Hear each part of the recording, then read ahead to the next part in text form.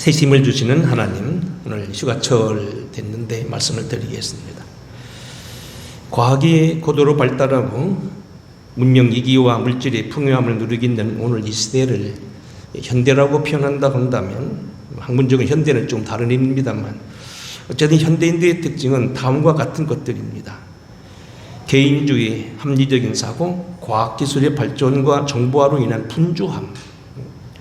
개인주의와 합리적인 것, 과학적인 것이 아닌 것은 신앙은 멀리하고 모든 것에 대해 너무 분주하다. 두 번째는 세계화로 인한 네트워크의 삶. 좋을 수도 있고 어려울 수도 있다는 겁니다. 예전에는 미국에 있는 큰 대학에 도서관에 있는 책을 보려면 미국까지 갔지만 지금은 집에서 인터넷으로 간단하게 해서 볼 수 있다는 겁니다. 그렇지만 이런 것들이 되기 때문에 모든 전 세계에 네트워크로 연결되어 있어서 심지어는 국방의 관계까지도 좀 서로 연결되고 서로 나가기 때문에 여기에 대한 어떤 또한 주의도 필요하다. 세 번째는 이러한 전통적인 가치 변화로 인하여서 적응 능력의 부산함, 민첩성이 필요한 시대라 한다. 이런 현대사회의 현대적인 특징을 좀 어려운 철학적, 심리학적으로 표현해서 사회학자들의 학설로 소개하면 다음과 같습니다. 지금부터 바우만이라는 사람은 현대사회를 유동하는 근대성이다, 리퀴드 모더니티다 그래서 계속 움직인다는 거예요. 그래서 현대인들은 불확실하고 불안전하고 유대감을 상실한다. 어제 아파트 앞에 살던 사람이 오늘 이사가면 또 다른 사람이 들어오고 문을 쳐닫고 살아서 누군지는 모르고 살다 보면 또다시 사귀면 어디로 이사 가는 시다. 율리오 백이라는 분은 말하기를 이런 사회를 리스크 소사이어티, 위험한 사회다. 산업재해가 나타나고 교통사고가 나타나고 각종 그러한 물질로 인하여서 위험이 다가와서 사람들은 불안을 느끼고 위험에 노출되어 있다. 에릭 프롬이라는 사람은 잘 아는 얘기입니다만 소유냐 존재냐는 그런 유의미한 개념 속에서 현대인들은 이 존재보다는 소유에 대해서 관심을 가지기에 사람이 인간성이 끊어지고 그리고 오늘 많은 사람들이 존재 의미를 잃어버리고 살고 있다. 네덜란드 유명한 기독교 철학자였던 키엘케고르는 현대인을 가리켜서 불안한 사람, 독일의 하이데거는 가리켜서 호기심이 많되 쓸데없는 소비에 많은 것을 버리는 사람, 이렇게 표현하고 있습니다. 자, 오늘 서두는 너무 거창하게 어렵게 시작했습니다만 이런 얘기입니다. 쉽게 설명해 봅니다. 자, 여러분 가정에 가면 텔레비가 있는데 옛날에는 텔레비가 채널이 3개, 4개, KBS, MBC, SBS 그런 정도, KBS2 정도 그런 정도였어요.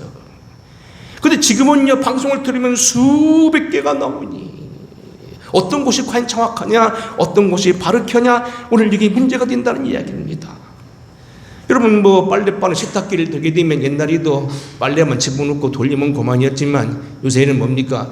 기능이 많아서 이불 빠는 기능, 무슨 린넨 하는 기능, 오래 빠는 기능, 적게 빠는 기능, 복잡해서 노인 양반은 못 쓴다는 거예요. 그뿐만 아니죠. 오늘 밥솥도 그래요. 보온 밥솥. 지난번에 저희 집사람이 좀 오래됐다고 밥솥을 바꿨는데 한참 지나더니 밥을 다 된주고 폴라고 보더니 생쌀이네. 미처 기능을 다 익히지 못한 거예요. 참, 서울 가는 열차를 한번 타려면 젊은이들은 집에 앉아가지고 저 같은 게 핸드폰으로 다 두드려서 며칠 전에 예약을 해놓고 오는 차 가는 차 부산 가는 차까지 다 연결해 놓습니다만 노인 양반들은 가려면은 군청에 가서 미리 사든지 역전에 사흘 전에 미리 가 사지 않으면 막상 가게 되면 표가 없어서 고통스럽다, 그런 이야기예요. 기능이 발전되고 전문화되다 보니까 더 좋기도 하지만 부사람이 있게 되고 노인들은 귀천이 되게 되고 관공서가 어떻게 해야 될지, 무엇을 어떻게 해야 될지, 열차를 어떻게 타야 될지 막막한 시대가 되었다. 오히려 더 복잡하게 되었다는 이야기입니다. 노인들만이 아닙니다. 젊은이도 마찬가지입니다. 젊은이들도 정보가 이제 재산이 되고 경쟁화되어서 서로 많은 정보들 오가면서 상대적이 되고 있다는 거예요. 우리가 기계를 부리나 기계가 너무 복잡하고 기계가 많은 이제는 우리가 기계의 노예가 되었다. 사람들은 그는 자기가 옛날보다 편해진 것, 옛날 걸어다닐 것을 오토바이 타고 다니고 오토바이 타고 다닐 걸 비행기 타고 다니고 로켓을 타는 그런 시대라고 생각하지만 상대적인 빈곤감, 비교, 박탈감, 단절, 고독과 오늘 이런 따돌림, 정신적인 혼란 속에서 진정성 없는 그런 비상성 속에서 살고 있다는 이야기입니다. 학자에 따라서는 좋게 여기도 하지만은 이러한 혼란함이 오히려 필요 없는 어떤 소비, 필요 없는 곳에 돈을 풀기도 하고 하는 이런 곳에 많은 사람들이 혼란을 느끼겠다는 거예요. 여러분, 오늘 제가 설교를 너무 거창하게 복잡하게 시작했습니다만 한마디로 얘기하면 뭡니까? 지금은 과학이 발달하고 모든 것이 편해진 반면 그만큼 우리는 또한 심리적으로 사회적으로 피곤을 느끼고 살고 있다는 겁니다. 오늘 현대인들이 느끼는 피곤, 마침 우리가 오늘도 잠 못 이루고 열대야 속에서 그냥 뜬 눈으로 지나다시피 하고서 오신 분도 계시겠습니다만 현대인의 피곤은 과연 어디서 오느냐? 과거 우리가 없어서 피곤하고 바깥에 나가서 일하다가 지쳐서 힘든 것이 아니고 오늘 우리가 많은 것을 가지고 있으면서도 많은 걸 소유하고 있으면서도 많은 것을 느끼고 있으면서도 느끼게 된 현대인의 피곤은 도대체 무엇이며 이러한 피곤 속에서 하나님이 우리에게 하실 수 있는 건 무엇이냐? 짜증나는 휴가철이긴 합니다만 한번 피곤에 대한 문제를 오늘 이사야서를 통하여 오늘 한번 비춰보겠습니다. 첫째로 오늘 우리가 이 성경을 보게 되고 이사야서를 비롯한 모든 성경을 보게 되면 야고보로 대표되는 이스라엘 사람들, 모든 사람들이 일상에서 피곤을 느끼고 있다는 겁니다. 좀 심한 표현 들으면 이런 얘기입니다. 집에서 일하고 있는 주부도 아이 피곤해. 바깥에 회사원에 근무하고 있는 사람도 아이 피곤해.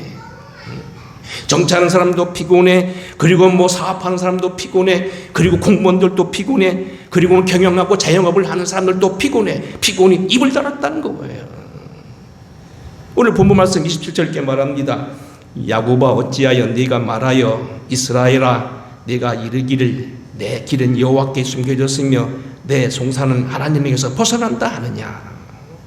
너는 알지 못하였느냐 듣지 못하였느냐 영원하신 하나님 여호와 땅끝까지 창조하신 이는 피곤치 않으시며 곤비하지 않으시며 명철이 한이 없으시며 피곤한 자에게 능력을 주시며 무능한 자에게 힘을 더하시나니 그랬어요. 하나님은 땅끝까지 창조하신 분으로서 피곤치 않으시고 오늘 당신 사랑하는 종들에게 능력을 주시고 힘을 주시는데 왜 너는 자꾸 피곤하다고 얘기하느냐? 왜 네 기도는 듣지 않는다고 말하느냐? 왜 너는 네 모든 억울한 것은 숨겨져 있고 아무 상관없는 의인이 되었다고 너는 그렇게 스스로 자처하느냐? 그런 얘기예요. 특별히 이게 본문에 보게 되면 여기 야고보아 어찌하여 그랬고 이스라엘아 내가 이런데 같은 이야기입니다. 야곱이 창세기 31장에 보게 되면 하나님 앞에 은혜를 받고 분이엘에서 하나님이 바꾼 게 이스라엘인데 하나님 이겼다는 소리인데 축복의 이름인데 이건 결국 뭐냐면 나라 이름도 이스라엘이 됐어요. 그런데 문제는 여기 야고보아 나오고 이스라엘 두 번 얘기는 뭡니까? 내가 하나님 앞에 은혜를 받기 전에 이스라엘 백성이 된 때도 그랬고 이전에 내가 변화되기 전에 인간을 보더라도 그렇다는 거예요. 야곱은 이스라엘 12지파로서 아직 지파를 이루기 전에 약함을 가지고 있는 인간 우리 모두를 포함한다는 거예요. 다시 말하면 이런 얘기일 거예요. 문명의 얘기를 누리면서 생활이 풍족한 사람을 사는 사람도 그렇지 않은 사람도 바깥에 나가 일하는 사람도 집에서 일하는 사람도 사무원도 들에 나가 일하는 사람도 아니면 예수 믿는 사람도 예수 믿지 않은 사람도 다 모두가 말합니다. 피곤하다고 말한다는 겁니다. 보편적으로 살고 있는 사람들이 다 행복하다고 말하고 기쁘다고 말하고 하나님 앞에 축복받았다고 말하는 게 아니고 원망과 짜증이요 피곤이요 그리고 오늘 많은 사람들이 그런 피곤을 느끼고 있다는 이야기입니다. 문제는 이러한 피곤이 어디서 왔냐는 거예요. 우리가 성경과 큰 틀을 보게 되면 우리 인간이 느끼는 피곤은 크게 두 가지라고 봅니다. 첫째는 뭐냐면 육신적인 피곤은 그건 차치하고요. 상대적인 피곤이에요. 여러분 지금 가정에도 차가 한두 대씩 다 있잖아요. 응? 우리 아마 김장님 댁에도 그 사업차 하나 가지고 계시고 옛날 개인차도 가지고 계시고 그 다음에 장로님은 지금 은퇴하셔서도 우리 몰래 살짝 가셔가지고 돈 몇십만 원씩 벌어오는 것 같더라고요. 편해졌어요. 하지만 모든 삶이 편해졌지만 알고 보니까 뭐예요? 다른 사람하고 비교한다는 거예요. 똑같은 아파트를 살아도 이쪽은 30평짜리, 저쪽은 40평짜리고 이쪽은 평수 살았는데 12평밖에 안 된다. 피곤하다는 얘기입니다. 시골집에 살던 때보다는 얼마나 좋고 가스 쓰는 것도만 해도 옛날에는 뭡니까? 보일러를 쳤대도 몇십만 원 들어도 추웠는데 아파트는요 조금만 떼면은 그냥 훈훈하니 살만한 게 아파트 생활이고 한데도 이제는 다른 사람이 비교하면 어렵다는 거예요. 상대적인 빈곤이에요. 여러분 가정의 통장에 웬만큼씩 넣고 살고 있는 사람도 많았을 거고 옛날 농사질 때 막 근근히 등록금 없어가지고 뭡니까 돼지 새끼 나면 그거 가지고 팔아가지고 등록금 학교 보내고 했던 때 언제고 제 친구들은 초등학교만 나오고 못 다닌 친구도 많았어요. 근데 지금은 대학 본 사람은 바보 아니고는 다 다닌다는 말이에요. 근데 왜 피곤하느냐? 상대적인 피곤이라는 거예요. 나는 오늘 잘 살게 됐고 나는 많은 편리를 느끼게 되었고 생활이 풍족해졌지만 사람하고 비교하니까 이웃집의 사람하고 비교하니까 다른 사람하고 비교하니까 군수하고 비교하니까 아니면 대통령하고 비교하니까 나는 그만 못하니 내가 억울하다. 상대적인 피곤이에요. 그러니까 이 피곤은 뭡니까? 더 나가서 이것은 이스라엘 진짜 피곤은 뭐냐면 나라에서 왔어요.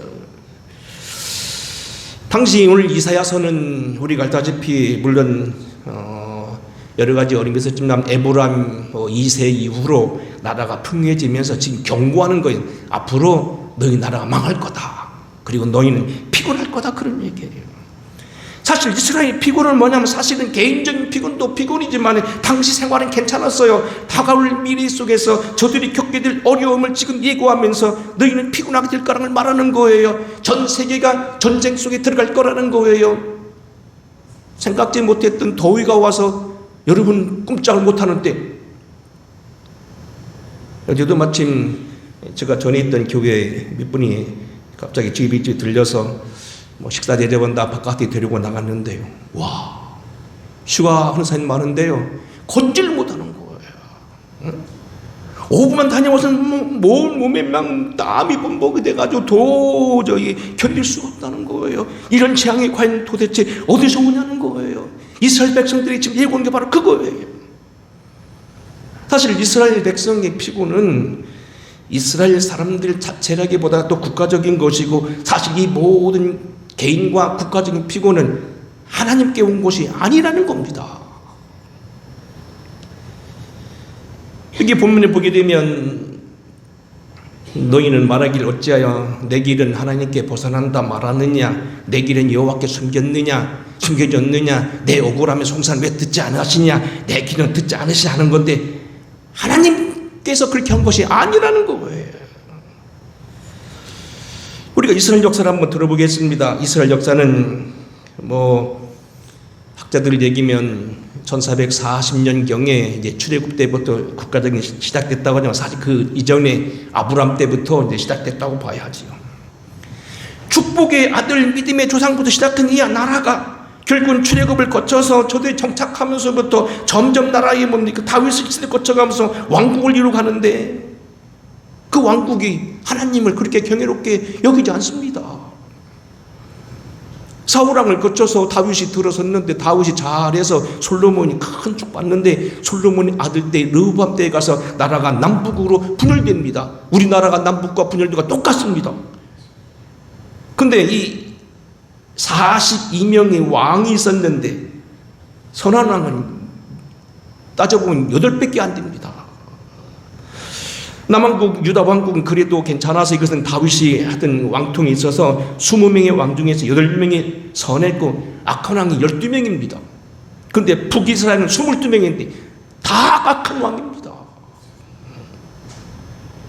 42명 왕 중에서 8명만 착하고 나머지는 다 악한 임금이었다. 결국 그렇게 무슨 얘기냐면 이런 경고가 가능합니다. 아모스서 8장입니다. 그날에 내가 해를 대낮에 지게 하며 백주의 땅을 깜깜하게 하며 너희 절기를 애통으로 너희 모든 노래를 애국으로 변하게 하고 모든 사람에게 굵은 배로 허리를 동기게 하며 모든 머리를 대머리가 되게 하며 독자의 죽음으로 말미암아 애틋하게 하며 결국은 곤고한 날과 같게 하리니 기근을 내게 땅에 보내리니 양식이 없어 주림이 아니요 물이 없어 카람이 아니요 여호와의 말씀을 듣지 못하는 기갈이라 사람이 이 바다에서 저 바다까지 북쪽에서 동쪽까지 비틀거리며 그런 날에는 아름다운 여자와 젊은 남자가 다 갈아여 쓰러지리라 그랬어요. 하나님의 말씀이 사라지고 저들 가운데 하나님의 능력이 사라지게 되니까 모든 사람들이 비틀거리게 되면서 가람이 되게 되고 저들 가운데 뭡니까? 기근이 되게 되니까 피곤을 느낄 수밖에 없다는 겁니다. 이러한 피곤은 결국 무슨 얘기입니까? 하나님의 책임이 아니고 하나님부터 발생된 게 아니고 순수하게 저들이 하나님의 말씀을 떠난 때문이었다는 겁니다. 구약 최후의 예언자라게 된 말라기서는 이렇게 예언합니다. 만군의 여호와가 이르노라 너희가 만일 듣지 아니하며 마음에 두지 아니하며 내 이름을 영화롭게 하지 아니하면 내가 너희에게 저주를 내려 너희 복을 저주하리라. 내가 이미 저주하였나니 이는 너희가 그것을 마음에 두지 아니하였음이라. 보라 내가 너희 자손을 꾸짖을 것이고 똥 곧 네 절기의 희생의 똥을 너희 얼굴에 바를 것이라. 너희가 그것과 함께 지하여 버림을 당하리라 그랬어요. 그토록 하나님이 사랑하시고 그들에게 축복해 주시고 때마다 일마다 도우시고 각종 이사와 기적을 함께 했어도 이스라엘 백성들은 결국 하나님을 따라가지 않았어요. 바벨론 포로 그 이전에 아수르가 망하고 722년에 남왕 북왕국이 망하고 583년에 남유다 왕국이 망했는데 그들이 538년 다시 돌아오지요. 돌아온 이후에도요 그 나라는 계속해서 뭡니까?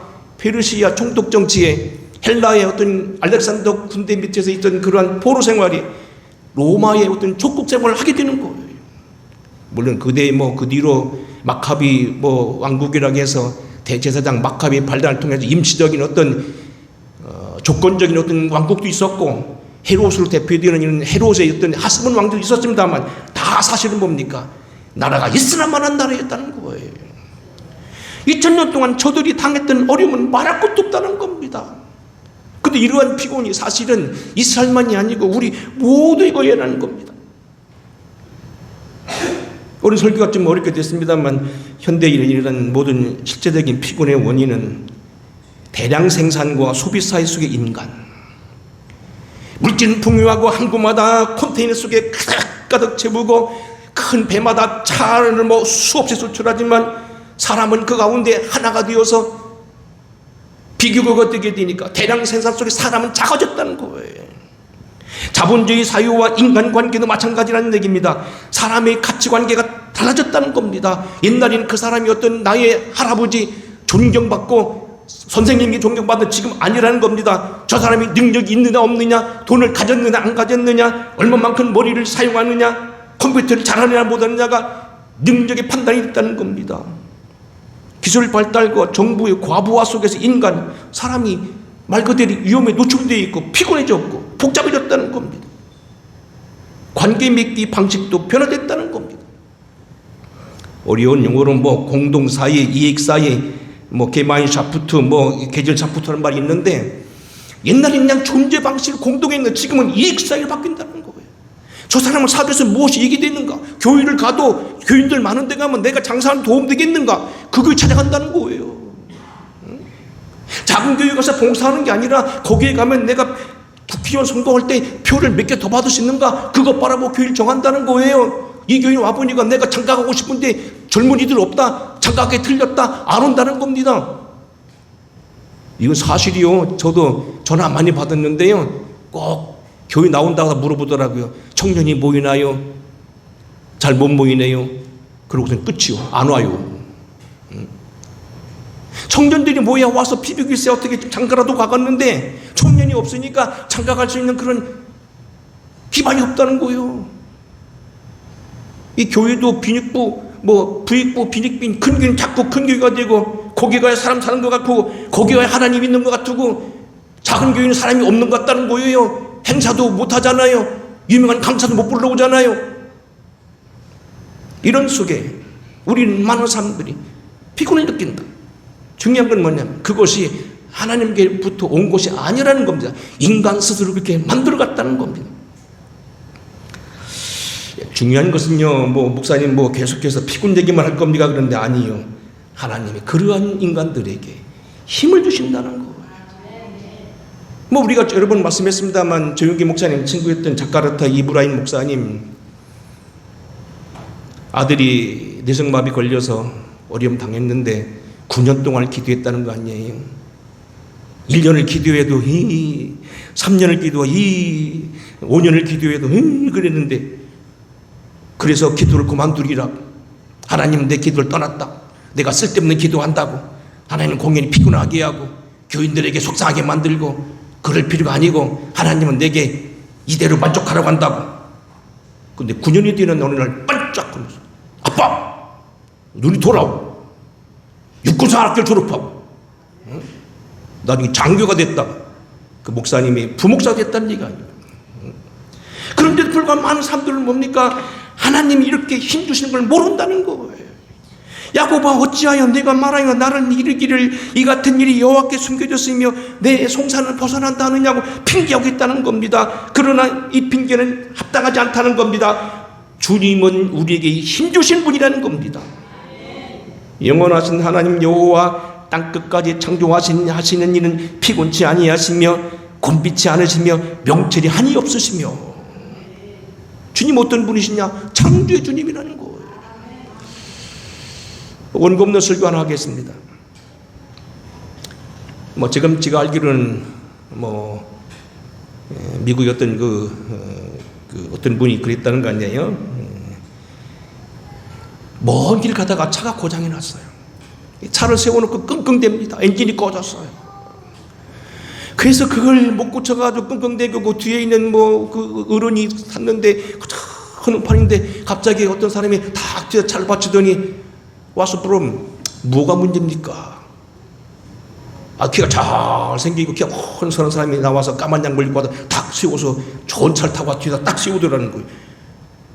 그래서 이게 엔진이 안 걸린다 그랬더니 그럼 제가 한번 도와드릴게요 하더니 조금 보더니 시동이 딱 걸리다는 거예요. 물어봤답니다. 당신이 누굽니까? 그러니까 I am 헬리포드. 내가 헬리포드요. 이 차 만든 사람이요. 응?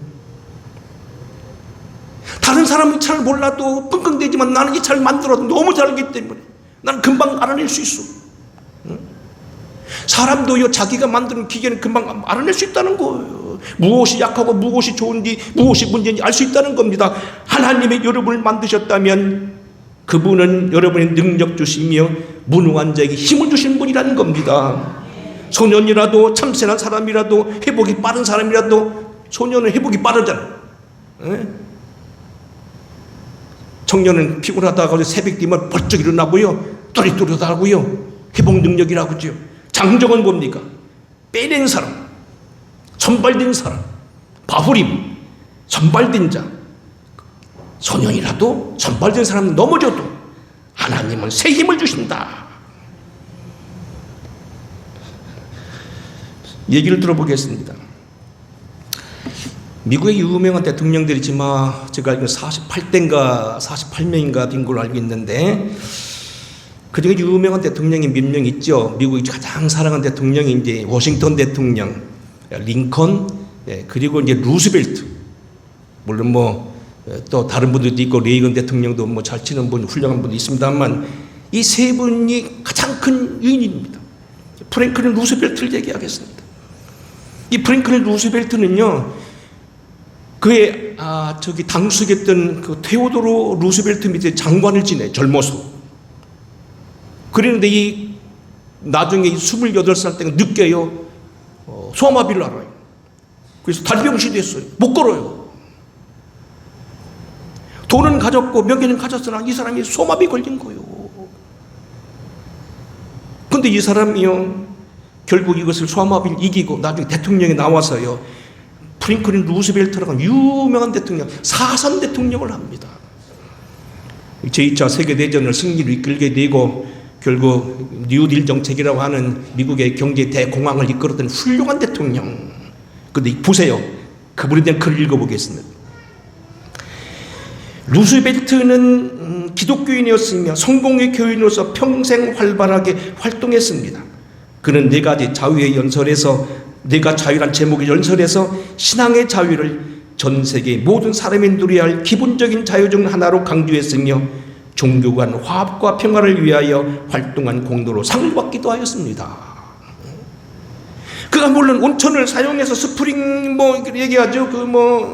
그 팜스프링 가서 온천을 해가면서 그것을 재개하고 재활을 받긴 했습니다만 가장 중요한 건 뭡니까? 그가 기독교인이었다는 거예요. 남아공화국의 넬슨 만델라 감리교인입니다. 유명한 분입니다. 이분은 감옥 생활을 27년을 합니다. 정치범이 돼가지고 감옥을 27년간 들어요. 완전히 끝난 사람이었어요.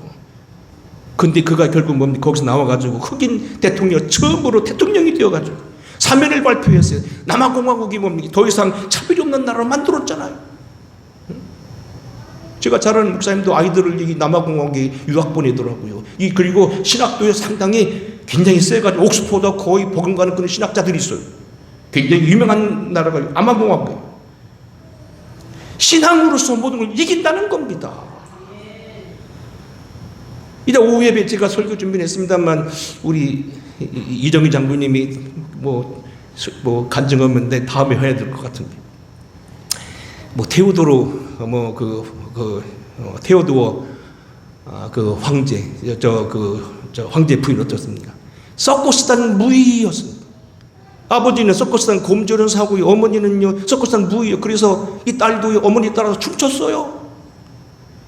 그 젊어서는 이리저리 이 남자 저 남자 거치다가 결국 로마 관리를 따라가서 알렉산드리아까지 터키 사람인데 거기가 살다가 거기서 버림을 받고요, 죽임을 당해서 결국 이리저리 헤매다가 아사 직전에 어느 대문에 가서 거기서 쓰러져 버려.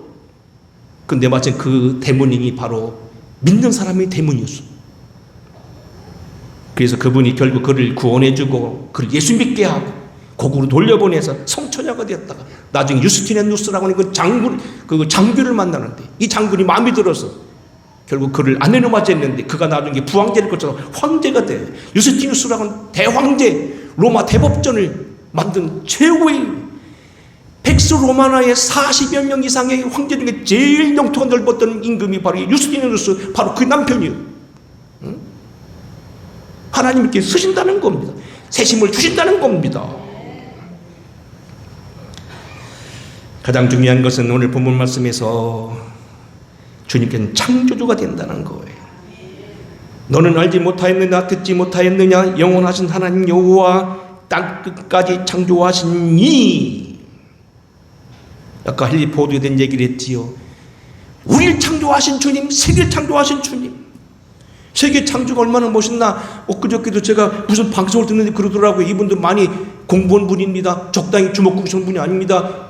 미국에 가 박사하겠다고는 아주 강의를 많이 하신 분, 이분이 그러더라고요. 바닷가에 모래가 많은가, 하늘에 별이 많은가?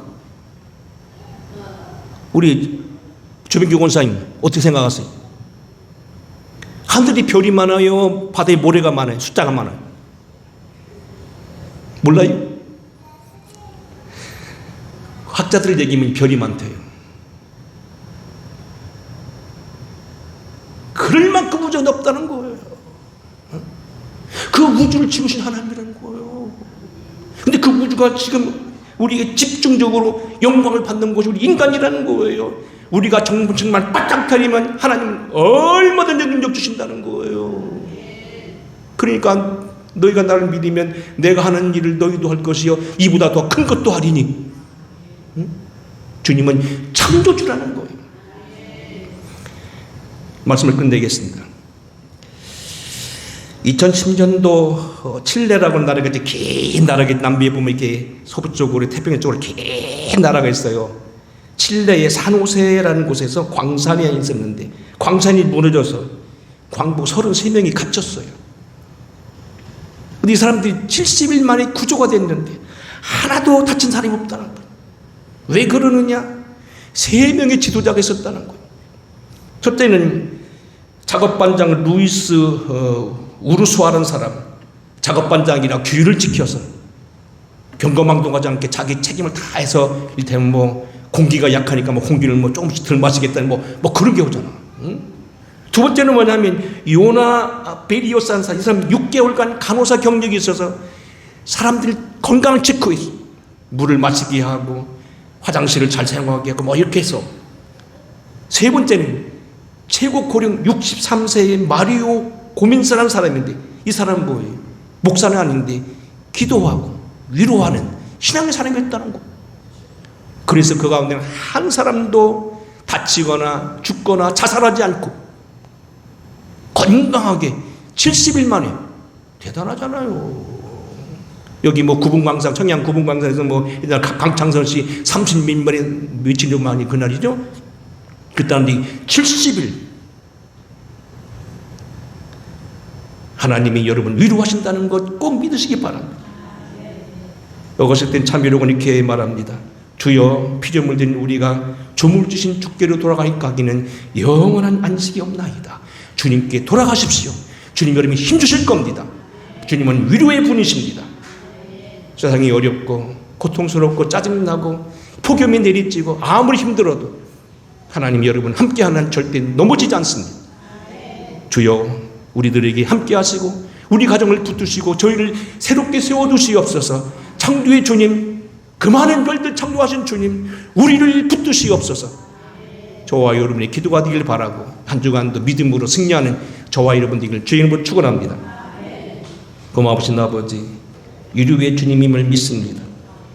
우리가 사는 삶이 고나고 복잡하고 어렵다 할지라도 우리가 용기 잃지 않게 하여 주시고 주님 바라보고 승리하는 우리 되게 하여 주시되, 내일은 숨겨졌으며 나의 모든 건 억울하다고 말하지 않게 해주시고 창조하신 주님 바라보며 그의 이름으로 승리하게 하옵소서. 오늘같이 예배드리게 됨을 감사하고 영광 홀로 받으시옵소서. 우리 주 예수 그리스도의 이름으로 기도하옵나이다. 아멘. 찬양하겠습니다.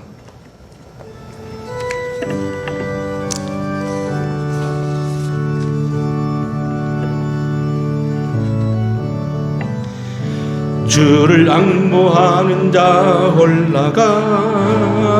올라가 독수리같이 모든 싸움 이기고 근심 걱정 보수는 올라가